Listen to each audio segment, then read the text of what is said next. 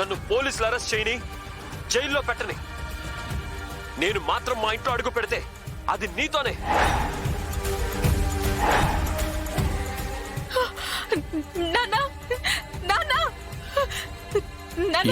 చూడన్నా, సిద్ధుని పోలీసులు అరెస్ట్ చేశారు.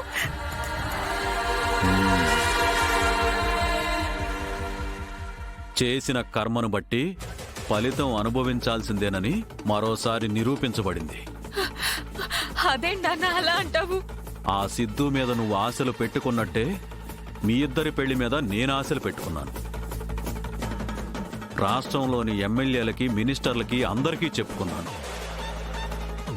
నేను బసవరాజు బియ్యంకులం అవుతున్నామని. అందరికీ తెలిసిపోయిన తర్వాత ఇలా తాళి కట్టే టైంకి వాడి అసలు రంగు బయటపడింది. వాడి వల్ల పొలిటికల్ సర్కిల్లో నా పరువు మొత్తం పోయిందమ్మా. ఏమండి, ఏదో చేసి వాడిని విడిపించండి ప్లీజ్ అండి. అందరిలో నా పరువు తీసిన బసవరాజు కుటుంబానికి ఇది జరగాల్సిందే. కానీ ఇందులో పాపం సిద్ధు తప్పేం లేదు కదా నాన్న. ఇదంతా తులసి వల్లేనండి. ఆ మహాతల్లి చేసిన దానికి వాడెందుకండి కష్టాలు అనుభవించాలి?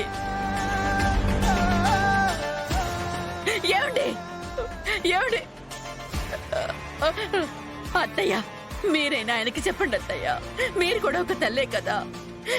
నా కడుపు కోతను అర్థం చేసుకోండి అత్తయ్య. ప్లీజ్ అత్తయ్య, ప్లీజ్ అత్తయ్య. అత్తయ్య అత్తయ్య అత్తయ్య.